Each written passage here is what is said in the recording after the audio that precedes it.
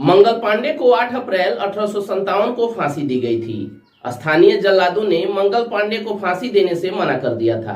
इसके बाद कोलकाता से 4 जल्लादों को बुलाकर इस फौजी को फांसी दी गई थी। लेकिन ये शायद कम लोगों को ही पता है कि 19 जुलाई 1827 को जन्मे मंगल पांडे ने फांसी से कई दिन पहले खुद की जान लेने की कोशिश की थी और इस कोशिश में वह गंभीर रूप से जख्मी भी हुए थे। मंगल पांडे का जन्म 19 जुलाई 1827 को फैजाबाद के सुरुपुर में हुआ था।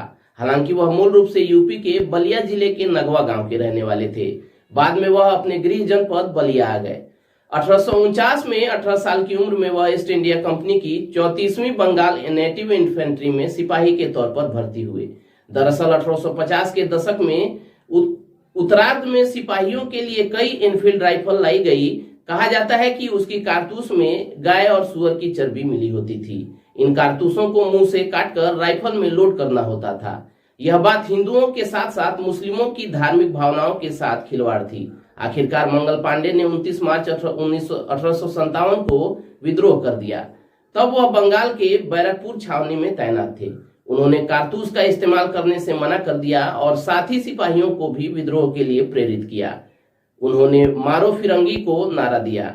उसी दिन मंगल पांडे ने 2 अंग्रेज अफसरों पर हमला कर दिया। ये वीडियो इसी हमले की कहानी बताएगी।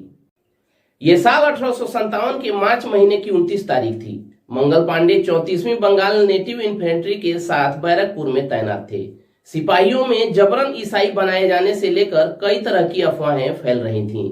इनमें से एक अफवाह ये भी थी कि बड़ी संख्या में यूरोपीय सैनिक हिंदुस्तानी सैनिकों को मारने आ रहे हैं। इतिहासकार बताते हैं कि सिपाहियों के मन में बैठे डर को जानते हुए मेजर जनरल जेबी हियर्सी ने यूरोपीय सैनिकों के हिंदुस्तानी सिपाहियों पर हमला बोलने की बात को अफवाह करार दिया।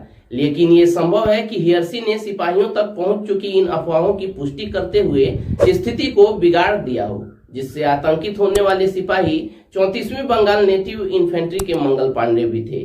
मंगल पांडे 29 मार्च की शाम 4 बजे अपने तंबू में बंदूक साफ कर रहे थे। थोड़ी देर बाद उन्हें यूरोपीय सैनिकों के बारे में पता चला। सिपाहियों के बीच बेचैनी और भांग के नशे से प्रभावित मंगल पांडे को घबराहट ने जकड़ लिया। अपनी आधिकारिक जैकेट, टोपी और धोती पहने मंगल पांडे अपनी तलवार और बंदूक लेकर क्वार्टर गार्ड बिल्डिंग के करीब परेड ग्राउंड की ओर दौड़े। तलवार और अपनी बंदूक से लैस मंगल पांडे ने क्वार्टर गार्ड के सामने घूमते हुए अपनी रेजिमेंट को भड़काना शुरू कर दिया। वह रेजिमेंट के सैनिकों को यूरोपीय सैनिकों द्वारा उनके खाने की बात कहकर भड़का रहे थे।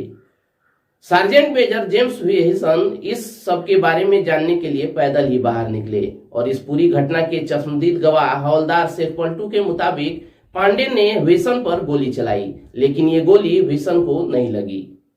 मंगल पांडे ने अपनी तलवार से सार्जेंट मेजर और एडजुटेंट पर हमला बोल दिया और दोनों को गंभीर रूप से घायल कर दिया।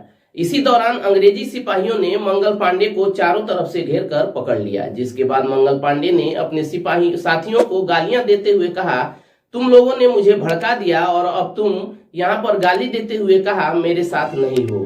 इसके बाद घुड़सवार और कई पैदल सैनिकों ने मंगल पांडे की ओर बढ़ना शुरू कर दिया और ये देखकर मंगल पांडे ने बंदूक की नाल को अपने सीने में लगा लिया। पैर के अंगूठे से ट्रिगर को जैसे ही दबाया, गोली से उनकी जैकेट और कपड़े जलने लगे और वह घायल होकर जमीन पर गिर पड़े। बाद में उनके खिलाफ मुकदमा चलाया गया और उन्होंने अंग्रेज अफसर के खिलाफ विद्रोह की बात स्वीकार की। उन्हें फांसी की सजा सुनाई गई और तारीख तय की गई 18 अप्रैल। लेकिन अंग्रेजों को डर था कि मंगल पांडे ने विद्रोह की जो चिंगारी जलाई है वह देश भर में कहीं ज्वाला न बन जाए, इसलिए तय तारीख से 10 दिन पहले ही यानी 8 अप्रैल 1857 को मंगल पांडे को फांसी दे दी गई। चलिए दोस्तों, क्वाराफ्लिक्स पर आज के इस वीडियो में इतना ही। जानकारी आप तक पहुंचती रहे उसके लिए आप हमारे YouTube चैनल को सब्सक्राइब कर लें और Facebook पेज को लाइक कर लें। साथ ही साथ अपने दोस्तों और रिश्तेदारों के बीच इस वीडियो के लिंक को शेयर भी करें। मिलते हैं एक और वीडियो में, तब तक keep searching for knowledge and try to be a kind person.